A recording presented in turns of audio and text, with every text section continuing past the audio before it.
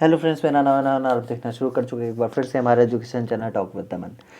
देखिए, जैसा कि आपको पता है और हर बार मैं रिपीट कर देता हूँ कि इस चैनल में आपके वेरियस एग्जाम से रिलेटेड अलग अलग टाइप की करंट अफेयर्स की वीडियोस आती हैं, जो कि एक वीकली करंट अफेयर्स की वीडियो आती है संडे को। इसके अलावा हमारा एक मॉक टेस्ट के नाम से ये सीरीज़ चल रही थी, जिसका आज पार्ट 10 है।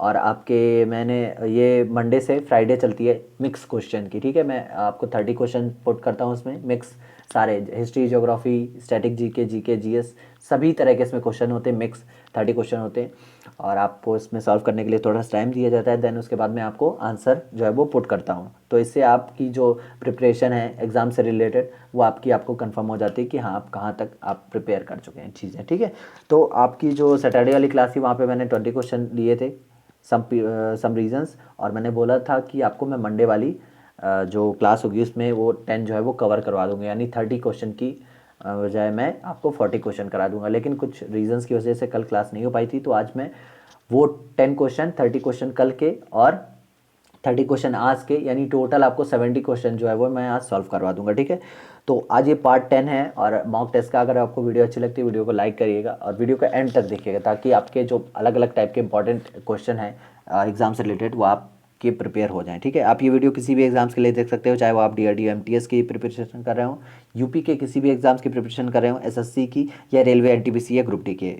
ठीक है, चलिए तो बिना देर करते वीडियो स्टार्ट करते हैं। पहले आपको बता दें कि अगर आपने अभी तक टेलीग्राम चैनल ज्वाइन नहीं किया तो वीडियो की और टेलीग्राम चैनल की लिंक जो है वो डिस्क्रिप्शन में पड़ी है, आप वहाँ से जाके चैनल को ज्वाइन कर सकते हैं। वहाँ पे हम डेली करंट अफेयर्स की जो डेली करंट अफेयर्स होता है वो अपडेट करते हैं और वहाँ पे अलग अलग टाइप के आर्टिकल्स वगैरह भी अपडेट करते हैं। ठीक है, चलिए पहला क्वेश्चन है आपका, वीडियो को शुरू करते हैं। पहला क्वेश्चन है आपका, निम्नलिखित में से किस देश की सेना ने अपना वार्षिक अभ्यास जोल्फघर 99 शुरू किया? पहला आपका जो आंसर है भारत, न्यूजीलैंड, ईरान और इजराइल।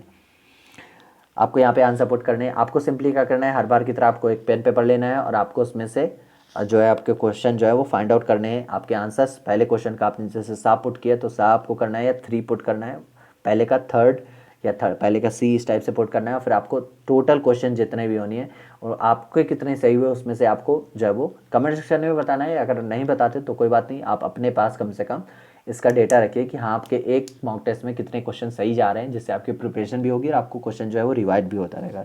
ठीक है, चलिए पहले का आंसर है सी, ईरान, है ना। तो निम्नलिखित में से जो ईरान की सेना थी उसमें अपना वार्षिक अभ्यास जुल्फगर 99 जो है वो शुरू किया था हाल ही में। ठीक है, चलिए next question, question number second, नवजात शिशुओं की हड्डियों की संख्या लगभग कितनी होती है? 200, 300, 206 और 306। इस तरह के क्वेश्चन जो सिंपल सिंपल क्वेश्चन होते हैं वो अधिकतर आपसे एक बार रिवाइड भी कर लेता है कि पहले आपका किसी एग्जाम से पूछा और फिर आपसे पूछ लेता है। इस जो आपका सेशन होता है ये 30 क्वेश्चन का,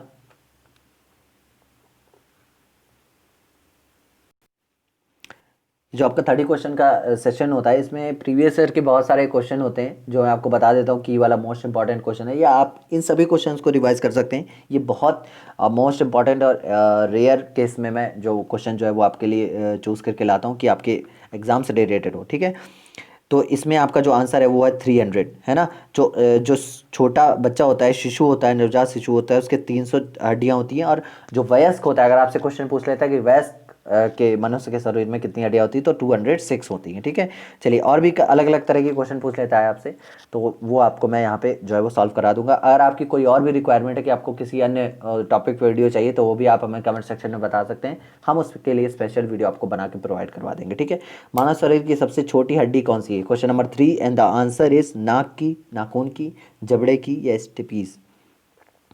आंसर कौन सा है आपका, जल्दी बताइए। ठीक है, ऑप्शन जो आपका डी है वहाँ पे कान की होगी, है ना। मैं आपको लिख देता हूँ, यहाँ पे कान की होगी। ठीक है, और यही आपका राइट आंसर है।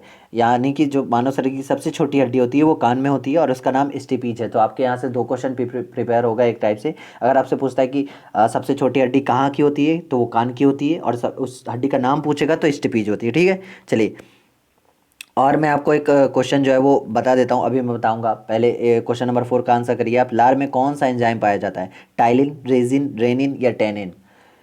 4 ऑप्शन है आपके पास। ठीक है। और मैं आपको बता देता हूँ कि अगर आपसे पूछ लेता है कि सबसे बड़ी हड्डी कौन सी होती है, तो सबसे बड़ी जांग की हड्डी होती है और उसको फीमर बोलते हैं, ठीक है। आपके 2 क्वेश्चन ये प्रिपेयर हो गए एक टाइप से। तो लार में कौन सा एंजाइम पाया जाता है, तो लार में टाइलिन एंजाइम पाया जाता है, ठीक है, जो आपका भोजन पचाने में एक तरह से सहायक होता है, ठीक है। चलिए, मानव हृदय में कितने कोष्ठक पाए जाते हैं, इंपॉर्टेंट क्वेश्चन है, आपसे पूछ सकता है। क्वेश्चन नंबर 5 एंड आपके ऑप्शंस हैं 2, 3, 4, 5। जल्दी से बताइए, आपको आंसर जो है वो पुट करने हैं। आपका राइट आंसर कौन सा है? क्वेश्चन नंबर 5, मानव हृदय में कितने कोष्ठक पाए जाते हैं? एंड द आंसर इज 4, ठीक है। मानव हृदय में 4 कोष्ठक पाए जाते हैं, ठीक है। चलिए next, the next question is रक्त का शुद्धिकरण कहाँ होता है? जल्दी बताइए, फेफड़ा, किडनी, यकृत या इन सभी में रक्त का जो है वो शुद्धिकरण होता है? और जैसे मैं आपको डेली होमवर्क के लिए क्वेश्चन देता हूँ, तो ये आपका होमवर्क से रिलेट करता हुआ क्वेश्चन है, ठीक है। तो आप इसको एक बार ट्राई करने की कोशिश करिएगा और इसका सॉल्व करिएगा, ठीक है। चलिए 7 क्वेश्चन, आमतौर पर बिजली के बल्ब में भरी जाने वाली गैस कौन सी होती है? आपके ऑप्शन है नाइट्रोजन, हाइड्रोजन, कार्बन या ऑक्सीजन। कौन सी होती है भाई? जल्दी बताइए। देखिए, आप ये जो एग्ज़ाम जो ये मैं सीरीज़ लाता हूँ, 10 से 15 मिनट की मुश्किल से सीरीज होती है, तो 30 क्वेश्चन की होती है। ये जो 70 क्वेश्चन की है, ये मे बी 30 मिनट की हो जाएगी ज़्यादा से ज़्यादा। तो आप एक तरह से अपना टाइम, जैसे बहुत से लोगों ने, मैंने भी देखा था कि वो बोलते हैं कि मॉक टेस्ट जो सॉल्व होता है उसमें आपका टाइम वेस्ट है, उतनी देर में आप बुक पढ़ लोगे। मैंने 1-2 वीडियोज़ में देखा कि वो लोग बोलते हैं, है ना। तो आप देखिए, जो बड़े बड़े मॉक टेस्ट होते हैं कि 4-4, 5-5 घंटे के मॉक टेस्ट, मैं उनको नहीं बोलता हूँ कि वो आपको, मैं प्रीफर भी नहीं करूँगा कि वो सारे मॉक टेस्ट आप वॉच करो, क्योंकि 4 से 5 घंटे का जो टाइम होता है उसमें क्या होगा कि आप उस टाइम को कहीं और यूटिलाइज़ कर सकते हो और बहुत अच्छे तरीके से कर सकते हो। लेकिन ये जो 10 से 15 मिनट का टाइम होता है मॉक टेस्ट का, जो मैं ला रहा हूँ या कोई भी ला रहा है, जरूरी नहीं कि मैं अपने बारे में बात कर रहा हूँ, कोई भी ला रहा है, जो 15 से 20 मिनट का मॉक टेस्ट होता है, 30 मिनट्स के अंदर अंदर वाला, उसमें क्या होता है, वो आप जैसे आप पेन पेपर लेके नहीं बैठे, तो आप उसको टहलते हुए भी, वॉक करते हुए भी उस क्वेश्चन को देख सकते हैं ना। तो उसमें मेरे को नहीं लगता कि उसमें आपका टाइम वेस्ट वाला सीन है ना। चलिए, तो इसका जो राइट आंसर है वो राइट आंसर है आपका नाइट्रोजन।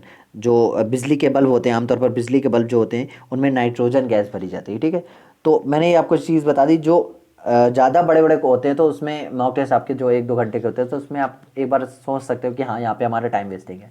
लेकिन जो शॉर्ट टाइम के आपके लिए होते हैं, इसीलिए मैं शॉर्ट टाइम के लिए लाया हूँ कि आप इसको खाना खाते समय या मतलब कुछ भी करते समय आप इसको वॉच कर सकते हो, ऐसा मैंडेटरी नहीं है वो। आप भाई, जैसे आपने क्वेश्चन आपको बताया कि क्रोमेटोग्राफी की तकनीक का उपयोग किसके लिए किया जाता है, आप मन में ही अपने आंसर रिवाइज कर सकते हो कि आपको भाई अब अगर लगता है ए क्वेश्चन नंबर 8 का ऑप्शन नंबर ए सही है कि रंग पदार्थों को पहचानने के लिए इसका यूज़ किया जाता है, तो आपने सोच लिया भाई कि ये आंसर सही है। जब मैं इसका राइट आंसर आपको बताऊंगा तो आपको लगेगा हाँ, ये चीज़ सही है, और आपको अगर दोबारा ये रिवाइज करोगे तो वो चीज़ आपके दिमाग में बैठ जाएगी इस तरह से। तो इसमें मेरे को नहीं लगता कि ये टाइम वेस्टिंग है। देन चलिए आंसर करते हैं। और क्वेश्चन मैं एक बार फिर से रिपीट कर देता हूँ, क्रोमेटोग्राफी की तकनीक का उपयोग किसके लिए किया जाता है? रंग पदार्थों को पहचानने के लिए, पदार्थों की संरचना का निर्धारण करने के लिए, रंगीन पदार्थों का सूखा आश्वन करने के लिए, मिश्रण से पदार्थों को अलग करने के लिए। और जो आपका राइट आंसर है क्वेश्चन नंबर 8 का, वो यही है।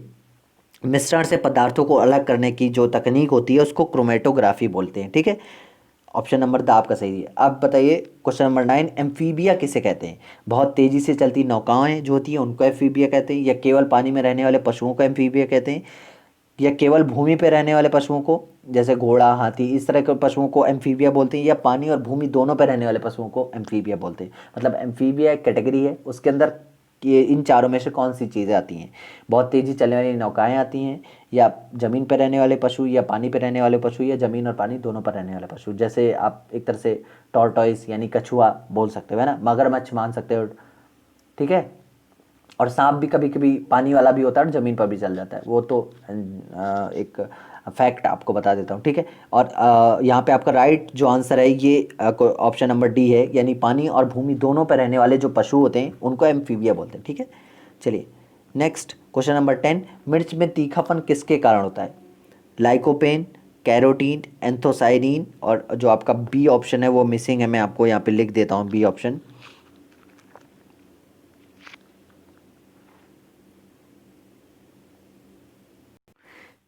ठीक है, तो मैं यहाँ पे आपको पुट कर देता हूँ, ये जो ऑप्शन बी है ये है कैप्साइसिन, और आपका राइट आंसर भी यही है, ठीक है। राइट आंसर इज मिर्च में जो तीखापन होता है वो कैप्साइसिन के कारण होता है, ठीक है। तो अगर आपसे क्वेश्चन पूछता है, इस तरह के क्वेश्चन बहुत ज़्यादा पूछ लेता है। चलिए नेक्स्ट क्वेश्चन है आपका, क्वेश्चन नंबर 11। चेहरे में कुल कितनी हड्डियाँ होती हैं? ऑप्शन है 34, 14, 24 या 44। जल्दी बताइए राइट आंसर कौन सा है आपका। और जो आपका राइट आंसर है वो है चेहरे में कुल कितनी हड्डियाँ होती हैं? तो चेहरे में होती हैं 14 हड्डियाँ, ठीक है। चलिए नेक्स्ट क्वेश्चन नंबर 12। हरित क्रांति के जनक के रूप में किसको जाना जाता है? Doctor Robert nucleus, doctor Ian Wilmut, doctor E Borlaug, doctor J C Bose.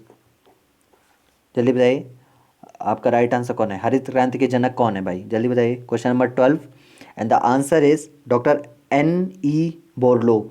ये हरित क्रांति के जनक के रूप में इनको जाना जाता है। इंपॉर्टेंट क्वेश्चन है आपका, ये मैं बता दूं आपको, मोस्ट इंपॉर्टेंट क्वेश्चन है आपका। इस तरह क्वेश्चन पूछ लेते हैं, ठीक है। चलिए नेक्स्ट, मायोपिया आंखों का दोष है, इसे क्या कहा जाता है? किसके मतलब और किसके रूप में जाना जाता है? मतलब दूरदृष्टि दोष, निकट दृष्टि दोष, रतौंधी, या इनमें से कोई नहीं। मायोपिया आंखों का एक तरह से दोष है। जैसे आपको जैसे मैं आपको ऑप्शन में बता रहा हूँ, दूरदृष्टि दोष या निकट दृष्टि दोष या रतौंधी दोष, इनमें से क्या है भाई? मायोपिया किसको बोलते हैं? और आपका राइट आंसर जो है वो है निकट दृष्टि दोष। निकट दृष्टि दोष को ही मायोपिया बोलते हैं, ठीक है। चलिए, स्वतंत्र भारत का पहला बजट किसने प्रस्तुत किया? A O Hume, John Matthai, KG Balakrishna और C Rajagopalachari. Most important question है and the answer is John मिथाई।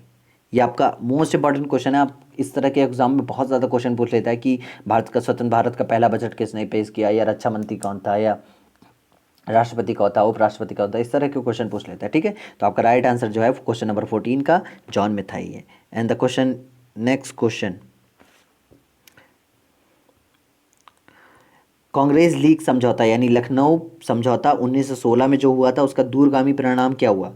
आपके ऑप्शन है, भारत का विभाजन तथा पाकिस्तान का निर्माण हुआ, या ब्रिटिश सरकार की फूट डालो और राज करो नीति असफल हुई, या दोनों संस्थाओं ने मिलकर स्वतंत्रता के लिए प्रयास किया, या हिंदू मुस्लिम एकता को बल मिला। कौन सा आपका ऑप्शन जो है वो राइट है? Question number 15। चलिए, क्वेश्चन नंबर 15 का राइट आंसर है जो भारत का विभाजन और तथा पाकिस्तान का निर्माण हुआ था लखनऊ समझौता 1916 में, ठीक है। इसके ये दूरगामी परिणाम थे। इस तरह के क्वेश्चन पूछ लेता है आपसे, ठीक है। नेक्स्ट, सबसे पहले दादा साहब फाल्के अवार्ड जो है वो किसको मिला था? विनोद खन्ना, देविका रानी, अमिताभ बच्चन, के विश्वनाथ। आपको बता दूं कि अगर आपसे क्वेश्चन पूछता है कि इनमें से किसको दादा साहब फाल्के अवार्ड मिला, और वहाँ पे अगर अमिताभ बच्चन आपका दिया है, तो वो आपका राइट आंसर होगा, क्योंकि 2018 या 2019 के आसपास दादा साहब फाल्के जो अवार्ड है वो अमिताभ बच्चन को मिला था, ठीक है। तो अगर आपसे इस तरह के क्वेश्चन भी पूछ लेता है कि 4 लोगों के नाम देगा और इनसे पूछ लेगा इनमें से किनको अवार्ड मिला, या इनमें से किनको इस नाम से जानते हैं, या इनमें से किनको किन्होंने इस क्रांति के लिए ज़्यादा योगदान दिया था, इस तरह क्वेश्चन बहुत पूछ लेता है। तो अगर आपसे इस तरह क्वेश्चन पूछता है तो वहाँ पे अमिताभ बच्चन होंगे। और इसका पहला दादा साहब फाल्के अवार्ड किसे मिला था? तो राइट आंसर है आपका के विश्वनाथ को। पहला दादा साहब फाल्के अवार्ड के विश्वनाथ को मिला था, ठीक है। नेक्स्ट, राजस्थान के किस जिले में युद्ध संग्रहालय की स्थापना अगस्त 2015 में कहाँ की गई थी? सीकर में, जैसलमेर, जोधपुर या बाड़मेर। जो युद्ध संग्रहालय की पहला युद्ध संग्रहालय राजस्थान के किस जिले में अगस्त 2015 में किया गया था? जल्दी बताइए। क्वेश्चन नंबर 17 आपके ऑप्शन हैं सीकर, जैसलमेर, जोधपुर, बाड़मेर, और राइट आंसर है आपका जैसलमेर। जैसलमेर में राजस्थान के युद्ध संग्रहालय की स्थापना की थी अगस्त 2015 में, ठीक है।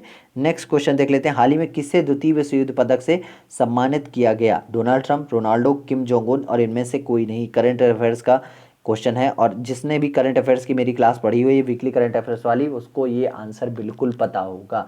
देखिए यहाँ पे मैं आपको शॉर्ट में ये जो सीरीज़ है हमारी वो करवा रहा हूँ, लेकिन आपको अगर डीपली पढ़ना हो करंट अफेयर्स या किसी भी टॉपिक के बारे में डीपली पढ़ना हो तो आप उस टॉपिक के बारे में बता दीजिए। अगर करंट वाली वीडियो पढ़नी तो करंट वाली वीडियो हमारे चैनल पे हर वीक में एक बार अपलोड होती है, वो आप जाके देख सकते हैं। मैं आपको कई बार बता चुका हूँ कि वो वीकली करंट अफेयर्स का कंटेंट मेरा नहीं है, वो मैं किसी अन्य का कंटेंट आपको जो है वो एक कंपाइल करता हूँ वीकली, और मैं आपको उसको प्रोवाइड करवाता हूँ, ठीक है। चलिए, यहाँ पे आपका जो राइट आंसर है वो है किम जोंग उन। ये नॉर्थ कोरिया के तानाशाह एक तरह से बोल सकते हैं, यहाँ सब कुछ यहाँ वहाँ पे यही है एक तरह से, ठीक है। भारतीय वायुसेना की पहली फ्लाइट कमांडर कौन है? अनीता सुरवाल, अवंती चतुर्वेदी, शालिजा धामी या शिवांगी सिंह। क्वेश्चन नंबर 19 आपके ऑप्शन है और the right answer is Shaliza Dhami. ये भारतीय वायुसेना की पहली फ्लाइट कमांडर हैं। ठीक है, चलिए नेक्स्ट। पंडित रविशंकर का संबंध किस वाद्य यंत्र से है? शहनाई वादन, सितार वादन, बांसुरी वादन या तबला वादन? पंडित रविशंकर। और आपका राइट जो आंसर है वो है सितार वादन। ये सितार वादन के लिए फेमस है पंडित रविशंकर आपके। ठीक है, नेक्स्ट क्वेश्चन, ऑस्ट्रेलिया की राजधानी क्या है? ये बहुत एक सिंपल सा क्वेश्चन में लेके आया हूं, उस तरह के क्वेश्चन जो है वो पूछ लेता है। ऑस्ट्रेलिया की राजधानी क्या है? Melbourne, Sydney, Canberra, Washington DC. मैं आपको इसके अंदर एक और आंसर बताऊंगा। ठीक है, चलिए question number 21 and the right answer is Melbourne. Melbourne इसका राइट आंसर है, मतलब जो ऑस्ट्रेलिया की राजधानी है वो क्या है? मेलबर्न है। और वाशिंगटन डीसी क्या है? अमेरिका यानी यूएसए की, यूनाइटेड स्टेट ऑफ अमेरिका की राजधानी है। ठीक है, चलिए नेक्स्ट क्वेश्चन। सबसे पहला सफल आधुनिक सूती कपड़ा कारखाना कब स्थापित किया? 1847 में, 65 में, 1854 में या 1841 में? जो सफल आधुनिक सूती कपड़े का कारखाना था वो कब स्थापित किया गया? क्वेश्चन नंबर 22 और राइट आंसर है आपका 1854 में। ठीक है, चलिए नेक्स्ट। जूट उद्योग विकास हेतु राष्ट्रीय जूट बोर्ड की स्थापना कब की गई? 2009 में, 2011 में या 1988 में या 2017 में? जल्दी बताइए। जूट उद्योग विकास हेतु राष्ट्रीय जूट बोर्ड की स्थापना कब की गई थी?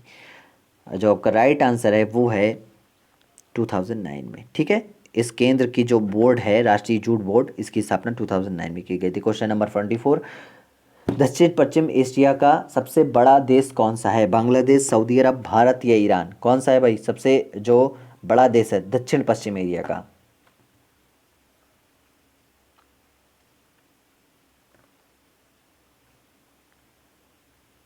साउथ वेस्ट का है ना।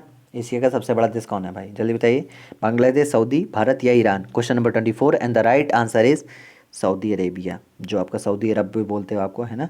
चलिए नेक्स्ट, विश्व दलहन दिवस कब मनाया जाता है? मोस्ट इंपॉर्टेंट क्वेश्चन है आपका, मोस्ट इंपॉर्टेंट क्वेश्चन है आपका। And the right answer is 10 फरवरी। 10 फरवरी को, 10 फरवरी को विश्व दलहन दिवस मनाया जाता है। नाथुला दर्रा किस राज्य में स्थित है? करंट का क्वेश्चन है और इस तरह से बहुत सारे क्वेश्चन पूछ सकता है। करंट का क्वेश्चन तो नहीं है लेकिन इससे रिलेट अभी करंट में बहुत सारी न्यूज़ आई थी, है ना। चलिए, नाथुला दर्रा किस राज्य में है? तो ये आपका राइट आंसर है सिक्किम में है। ठीक है, कहाँ पे है भाई? सिक्किम में। ठीक है, चलिए नेक्स्ट। विश्व में बॉक्साइट, जो बॉक्साइट होता है उसका उत्पादन में प्रथम स्थान पर कौन है? मैक्सिको, ऑस्ट्रेलिया, भारत या चीन? बॉक्साइट जो आपका एक तरह से खनिज में आता है ना, वो उसका प्रथम स्थान में, मतलब सबसे ज़्यादा उत्पादन में प्रथम स्थान में कौन है? तो question number 27 and the right answer is Australia. Australia में सबसे ज़्यादा बॉक्साइट का उत्पादन होता है और वो पहले स्थान पर आती है। ठीक है, ग्रेट बैरियर रीफ किस महासागर में स्थित है? प्रशांत महासागर, अटलांटिक महासागर, हिंद महासागर या आर्कटिक महासागर? ठीक है, ये आर्टिक लिख गया है, यहाँ पे आर्कटिक होगा। ठीक है, question number 28 and the right answer is Prashant Mahasagar. ठीक है, प्रशांत महासागर, ग्रेट बैरियर रीफ यहाँ पे स्थित है। चलिए नेक्स्ट, सांबर झील भारत के किस राज्य में है? कर्नाटक, गुजरात, राजस्थान या Hyderabad? Question number 29 and the right answer is Rajasthan में। करंट में अभी ये क्वेश्चन आया था, यहीं पर अभी जो प्रवासी पक्षी आते हैं उनके लिए एक अच्छा सा घर, अस्थायी घर बनाया जाएगा, ये राजस्थान गवर्नमेंट ने बोला था। ठीक है,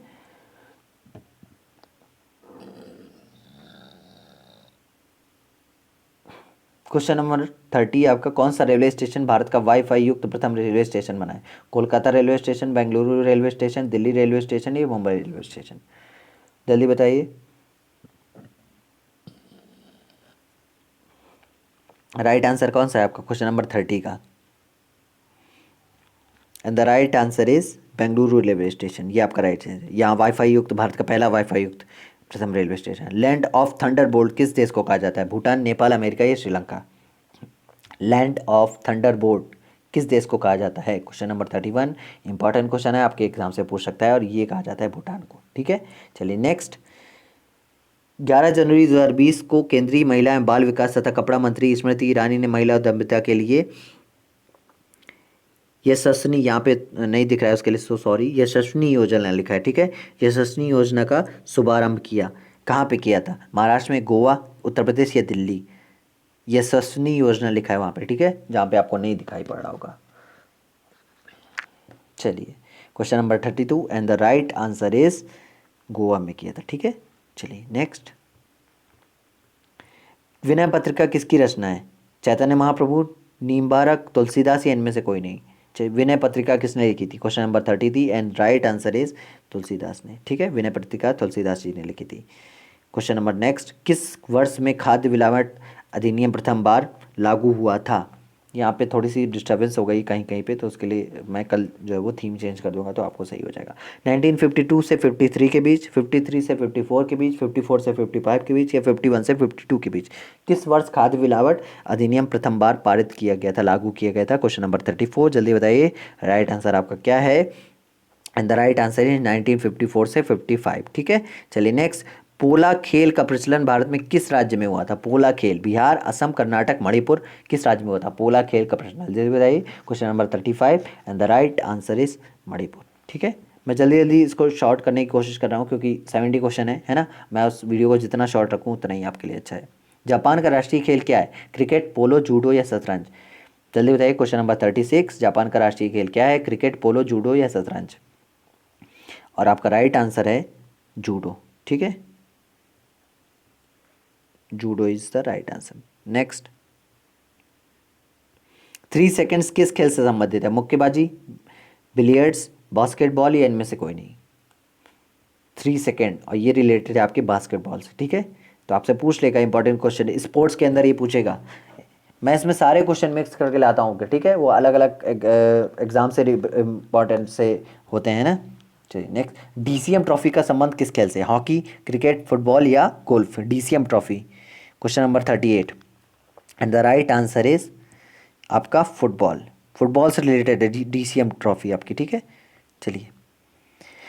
ऑस्ट्रेलियाई ओपन टेनिस 2012 के पुरुष एकल के विजेता कौन हैं? नोवाक जोकोविच, राज्यवर्धन सिंह राठौर, मैस्क मिर्नुई या इनमें से कोई नहीं। और आपका राइट आंसर जो है वो है नोवाक जोकोविच। ये आपके ऑस्ट्रेलियाई ओपन टेनिस 2012 के एकल पुरुष के विजेता थे। नेक्स्ट, राज्यसभा की बैठकों का सभापतित्व, मतलब एक तरह से जो सभापति होता है, एक तरह से ये बोल सकते हैं आप राज्यसभा की बैठकों का, वो कौन होता है? तो ये आपको नॉर्मल से पता है, मैं आपको करंट वाली वीडियोस में भी कई बार बता चुका हूँ। उपराष्ट्रपति होता है। ठीक है, और उपराष्ट्रपति हमारे कौन है इस समय? वेंकैया नायडू जी हैं। ठीक है, वो जो हमारा जब भी कोई भी उपराष्ट्रपति होता है तो वही राज्यसभा का सभापति होता है। ठीक है, नेक्स्ट, अलाई दरवाज़ा किसका प्रवेश द्वार है? क्वेश्चन नंबर 41, कुतुब मीनार, जामा मस्जिद, लाल किला या ताजमहल? किसका जो है अलाई दरवाज़ा पर किसका प्रवेश द्वार है? जल्दी बताइए। Question number 41 and the right answer is Qutub Minar. ये कुतुब मीनार, अलाई दरवाज़ा जो है वो कुतुब मीनार का प्रवेश द्वार है। नेक्स्ट, कुलीन प्रथा को बंगाल में किसने शुरू किया? हेमंत सेन, वल्लाल सेन, शूरसेन या इनमें से कोई नहीं। कुलीन प्रथा आपसे पूछ सकता है, कुलीन प्रथा जो है वो बंगाल कहाँ शुरू हुई थी? तो बंगाल में शुरू हुई थी। किसने शुरू करी थी? तो ये आपको आंसर करना है। Question number 42 and the right answer is Ballal Sen. ये वल्लाल सेन ने ये कुलीन प्रथा शुरू की थी। ठीक है, चलिए। गामा किरण की खोज किसने की थी? गोल्डस्टीन, रदरफोर्ड, लोकियर या पॉल विलार्ड? क्वेश्चन नंबर 43, जल्दी बताइए राइट आंसर क्या है इसमें? And the right answer is Paul Willard. इन्होंने गामा किरण की खोज की थी। ठीक है, चलिए नेक्स्ट। 2019 में का शांति नोबेल पुरस्कार किसे मिला था? एस्थर डुफ्लो, पीटर हैडेक, अबी अहमद या अभिजीत बनर्जी? नोबेल शांति का नोबेल पुरस्कार, और इस बार शांति का नोबेल पुरस्कार किसे मिला है? जल्दी बताइए। मैंने आपको करंट वाली वीडियो में पढ़ाया है, आप कमेंट सेक्शन में बताइएगा इसका आंसर। जो 2020 का शांति का नोबेल पुरस्कार, जो पीस का नोबेल पुरस्कार, वो कैसे मिला है? आप करंट वाली अगर वीडियो देखते हैं तो आपको आंसर इसका वो 2020 वाले का पता होगा। इसका जो राइट आंसर है क्वेश्चन नंबर 44 का, वो है अबी अहमद। इनको मिला था। ठीक है, 2019 का पीस का नोबेल। नेक्स्ट, क्वेश्चन नंबर 45, निम्न में से किस देश का राष्ट्रीय खेल बैडमिंटन है? अर्जेंटीना, भूटान, मलेशिया या Bangladesh? Question number 45 and the right answer is Malaysia. ठीक है, चलिए नेक्स्ट। विश्व में सबसे ज़्यादा कम पाई जाने वाली ग्रीन हाउस गैस कौन सी है? कार्बन डाइऑक्साइड, जलवाष्प, सल्फर डाइऑक्साइड या ओजोन? ग्रीन हाउस गैस कौन सी है सबसे ज़्यादा जो पाई जाती है विश्व में? Question number 46 and the right answer is जलवाष्प। वाटर वेपर है एक तरह से आप बोल सकते हैं इसको, ठीक है। तो सबसे ज़्यादा जो ग्रीन हाउस गैस के ऊपर प्रभावित होती है ये यही वाली गैस होती है, ठीक है, एक तरह से आप मान सकते हैं इसको। चलिए, निम्नलिखित में से कौन सा भारत में गरीबी रेखा का निर्वाचन करता है? ये थोड़ा सा हाइड हो गया है, उसके लिए सॉरी। और कल मैं इसको ठीक कर दूंगा, मतलब थीम चेंज कर दूंगा तो ये अपने आप ठीक हो जाएगा। चलिए ठीक है। निम्नलिखित में कौन भारत में गरीबी रेखा का निर्वाचन करता है? केंद्रीय मंत्रिमंडल, लोकसभा, राज्यसभा या नीति आयोग? तो इसका राइट आंसर है नीति आयोग। नीति आयोग जो है वो गरीबी रेखा का निर्वाचन करता है एक तरह से, ठीक है। Question number 47। नेक्स्ट, नटराज की कांस्य मूर्ति किस वंश से संबंधित है? चोल वंश, चेर वंश, पांडव वंश, राष्ट्रकूट वंश? मोस्ट इंपॉर्टेंट क्वेश्चन है, इसके लिए मैंने उसको पुट किया हुआ है, हिस्ट्री का क्वेश्चन है। नटराज की कांस्य की मूर्ति जो होती किस वंश से रिलेट करती है? और आपका जो राइट आंसर है वो है चोल वंश से। चोल वंश से नटराज की जो मूर्ति है वो रिलेट करती है, ठीक है। चलिए, क्वेश्चन नंबर 48। कहाँ काम करने वाले व्यक्तियों को ब्लैक लंग रोग हो जाता है? विद्युत लेपन उद्योग, कार्बनिक विलायक उद्योग, पेंट निर्माण उद्योग या कोयला खान में? जो काम करते हैं, कहाँ पे काम करने वाले लोगों को ब्लैक लंग नाम का एक रोग हो जाता है। क्वेश्चन नंबर 49 और राइट आंसर है आपका कोयला खान। जो माइनिंग करते हैं, कोयले की खदानों में लोग जाते हैं, उनको ब्लैक लंग नाम का एक रोग जो होता है वो हो जाता है अधिकतर, ठीक है। चलिए, हाल में ही जापान के नए प्रधानमंत्री के रूप में किसे चुना गया है? मैंने आपको बताया था, करंट वाली वीडियो जिन्होंने देखी हो उसको पता है कि क्या है इसका राइट आंसर, क्योंकि अभी जो शिंजो आबे थे जापान के प्रधानमंत्री, उनके कुछ उन्होंने मेडिकल रीजंस की वजह से अपने पद से इस्तीफा दे दिया था, और उन्होंने बोला था, उनकी पार्टी के एक जो थे उनको बनाया गया है और प्रधानमंत्री। आपको पता होगा क्वेश्चन नंबर 50 का राइट आंसर जो है वो ये आप कमेंट सेक्शन में बताएंगे, ठीक है। चलिए नेक्स्ट, ठीक है। चलिए, इसका जो राइट आंसर मैं आपको बता देता हूँ, ये राइट आंसर है योशिहिदे सुगा, ये नए प्रधानमंत्री, ठीक है, जापान के। नेक्स्ट, गाजर कौन सा विटामिन का मुख्य स्रोत है? विटामिन डी, बी, ए, सी? गाजर में कौन सा विटामिन पाया जाता है? एक तरह से आप ये भी क्वेश्चन बोल सकते हैं, ठीक है। And the right answer is question number 51 का ये है विटामिन ए, ठीक है। चलिए नेक्स्ट, सैयद वंश का संस्थापक कौन था? आलम शाह, खिज्र खां, मुबारक खां या मुबारक शाह या मोहम्मद शाह? सैयद वंश का संस्थापक, question number 52 and the right answer is Khizr Khan, ठीक है, ये राइट आंसर है आपका। नेक्स्ट, भारत के तट रेखा की लंबाई कितनी है? 6000 किलोमीटर, 6300 किलोमीटर, 6100 किलोमीटर या 1800 किलोमीटर?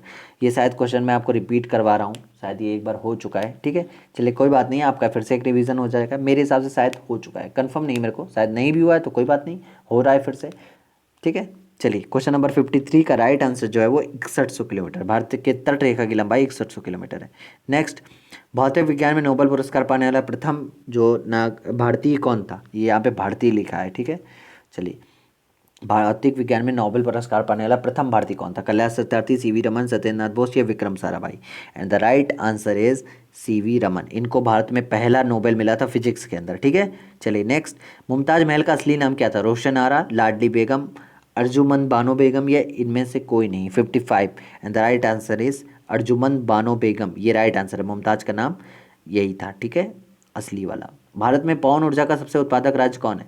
पंजाब, मध्य प्रदेश, राजस्थान, सॉरी झारखंड या तमिलनाडु? क्वेश्चन नंबर 56 और राइट आंसर है आपका तमिलनाडु, ठीक है। चलिए नेक्स्ट, मतलब पवन ऊर्जा का सबसे उत्पादन कहाँ पे होता है? तो तमिलनाडु में होता है। विश्व शरणार्थी दिवस दिवस किस दिन मनाया जाता है? वर्ल्ड रिफ्यूजी डे एक तरह से आप बोल सकते हैं। वर्ल्ड रिफ्यूजी इंग्लिश में अगर पूछता है आपसे, वर्ल्ड रिफ्यूजी डे कब मनाया जाता है? 20 जून, 20 अप्रैल, 30 जुलाई या 20 अगस्त? Question number 57 and the right answer is 20 जून को मनाया जाता है वर्ल्ड रिफ्यूजी डे, ठीक है। भोपाल गैस त्रासदी में किस गैस के कारण ये घटना घटी थी? Phosgene, carbon monoxide, methyl isocyanide और क्लोरीन? भोपाल गैस त्रासदी जो थी उसमें किस गैस का हाथ था?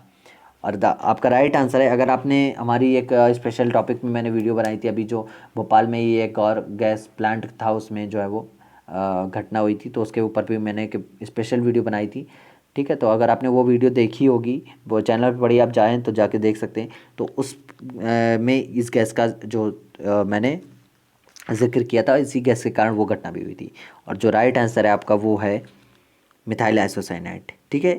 भोपाल गैस त्रासदी में इसी गैस का जो हाथ था पूरी तरह से। प्रतियोगिता परीक्षा की शुरुआत किस चार्टर एक्ट के द्वारा हुई थी? 1833, 1858, 1813 या 1853।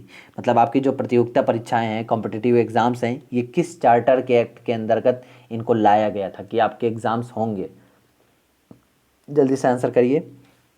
59 and the right answer is 1853। मतलब 1853 का जो चार्टर एक्ट था उसके अंदर ही ये सारी चीज़ें बोली गई थी, ये सारी चीज़ें थी कि हाँ भाई आप पढ़ो फिर उसके बाद एग्ज़ाम दो, उससे आपकी एक तरह से कैपेसिटी या कैपेबिलिटी एक तरह से देखी जाएगी कि हाँ आप कितने ठीक हो पढ़ाई में। निम्नलिखित में से कौन सा पदार्थ मानव शरीर में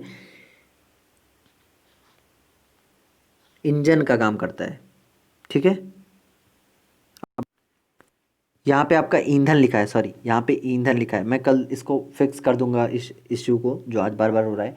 निम्न इसमें से कौन सा पदार्थ मानव शरीर में ईंधन का काम करता है, मतलब कौन एक तरह से ऊर्जा प्रदान करता है। ये आप बोल सकते हैं प्रोटीन, विटामिन, कार्बोहाइड्रेट एंड जल।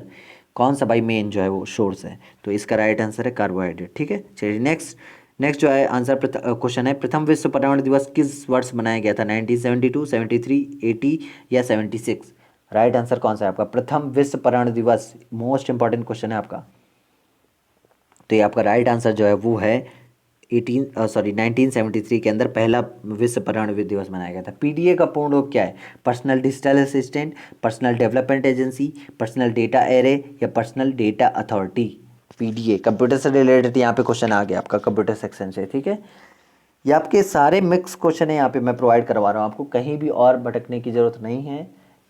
सिंपल सी इसे आपको क्या करना है, वीडियो को लाइक करना है, वीडियो को शेयर करना है अपने फ्रेंड्स के साथ जो प्रिपरेशन कर रहे हैं, और चैनल को सब्सक्राइब भी करना है ताकि डेली जब रात को 10 बजे हमारी वीडियो आए तो आपको नोटिफिकेशन मिल जाए। कुछ रीजंस की वजह से कभी कभी लेट हो जाती है, जैसे मैं अभी इसको रिकॉर्ड कर रहा हूँ, अभी मैं तुरंत इसके बाद पोस्ट करूँगा तो ये मे बी 12:30-1 के आसपास आपके पास आएगी, तो ये देर हो सकती है इस तरह की चीज़ों में कभी कभी। पीडीए का पूर्ण रूप क्या है, यानी पीडीए का फुल फॉर्म क्या है, तो पीडीए का फुल फॉर्म है क्वेश्चन नंबर 62 का पर्सनल डिजिटल असिस्टेंट है। ठीक है, next 63 central industrial security force CISF का मुख्यालय कहाँ है, हेडक्वार्टर कहाँ है सीआईएसएफ का, कोलकाता, नई दिल्ली, देहरादून या मुंबई। तो क्वेश्चन नंबर 63 का आंसर है नई दिल्ली, न्यू दिल्ली में सीआईएसएफ का हेडक्वार्टर है। ठीक है, चलिए नेक्स्ट, किस नगर को भारत की सिलिकॉन घाटी के नाम से जाना जाता है, मुंबई, चेन्नई, हैदराबाद या बेंगलुरु। सिलिकॉन घाटी, भारत की सिलिकॉन, इंडिया की सिलिकॉन घाटी किस नगर को जाना जाता है, तो आपका राइट आंसर है क्वेश्चन नंबर 64 का बेंगलुरु। बेंगलुरु को सिलिकॉन घाटी के नाम से भी जानते हैं। तारों का रंग किस पे निर्भर करता है, तापमान, दूरी, त्रिज्या या वायुमंडलीय दाब। जल्दी बताइए, क्वेश्चन नंबर 65 और आपका राइट आंसर है तापमान। ठीक है, चलिए नेक्स्ट, पंचतंत्र के लेखक कौन है, इंपॉर्टेंट क्वेश्चन है आपका, कई बार पूछता है और ये सिंपल से आपको एक बार याद कर लेना है तो आपको हमेशा याद रहेगा। विष्णु शर्मा, पंचतंत्र के लेखक कौन है, विष्णु शर्मा। ठीक है, भारत के किस शहर को ब्लैक सिटी के नाम से जानते हैं, धनबाद, कोलकाता, मिर्ज़ापुर या चेन्नई। 67 और आपका राइट आंसर है कोलकाता। ठीक है, कोलकाता को ब्लैक सिटी के नाम से भी जानते हैं। ठीक है, नेक्स्ट क्वेश्चन आपका, यहाँ पे राइट आंसर आपका क्या है, कोलकाता है। नेक्स्ट क्वेश्चन 68, वर्ल्ड बैंक के वर्तमान में जो अध्यक्ष हैं या चेयरमैन है कौन है, Masatsugu Asakawa, David Malpass, Kristalina Georgieva, Audrey Azoulay. कौन है भाई वर्ल्ड बैंक के जो चेयरमैन है, कौन है। 68 question number 68 and the right answer is David Malpass. देखिए, जो वर्ल्ड बैंक आपकी जो इंटरनेशनल ऑर्गेनाइजेशन है उसके ऊपर हमने ऑलरेडी वीडियोस की एक सीरीज़ निकाली थी, 6 सेक्शन थे उसके, और मेरे हिसाब से तो उसमें कोई भी इंटरनेशनल ऑर्गेनाइजेशन नहीं छूटी है। अगर छुट्टी भी होगी तो हम जो है फ्यूचर में कवर कर देंगे, आप वो वीडियो देख लीजिए। आपकी इंटरनेशनल ऑर्गेनाइजेशन से कहीं भी कोई क्वेश्चन अगर पूछता है तो वो आपकी उन वीडियो में मैंने कवर कर दिया, आपसे सारे क्वेश्चन वहाँ पे मैं बता दिया आपको किस तरह के क्वेश्चन पूछे जाएंगे। आपने नहीं देखा तो वो वीडियो जाके देख लीजिए। ठीक है, प्रसिद्ध बोरा की गुफाएं किस राज्य में, मध्य प्रदेश, मेघालय, उड़ीसा या आंध्र प्रदेश। जल्दी बताइए, question number 69 and the right answer is Andhra Pradesh में है प्रसिद्ध बोरा की गुफाएं। भारत में विश्व में सबसे बड़ा निर्यातक है कॉफ़ी का, अदरक का, कपास का या मैग्नीज का। किसका है भाई भारत सबसे बड़ा निर्यातक जो है, किसका है, किस चीज़ का है इसमें, and the right answer is अदरक का। ठीक है, राइट आंसर क्या है आपका, अदरक का। ठीक है, तो आज आपके ये 70 क्वेश्चन थे, आज के 30 क्वेश्चन, कल के 30 क्वेश्चन, और जो सैटरडे के था वहाँ पे मैंने 20 क्वेश्चन कराए थे, तो वहाँ के, ठीक है, वहाँ के आपके 10 क्वेश्चन थे। तो आई होप ये वीडियो जो आपको हेल्पफुल लगी हो तो वीडियो को लाइक करिए, शेयर करिए, है ना, और चैनल को सब्सक्राइब बिल्कुल करिएगा। कल फिर से मिलते हैं 10 बजे, है ना। चलिए ठीक है, तब तक के लिए गुड बाय।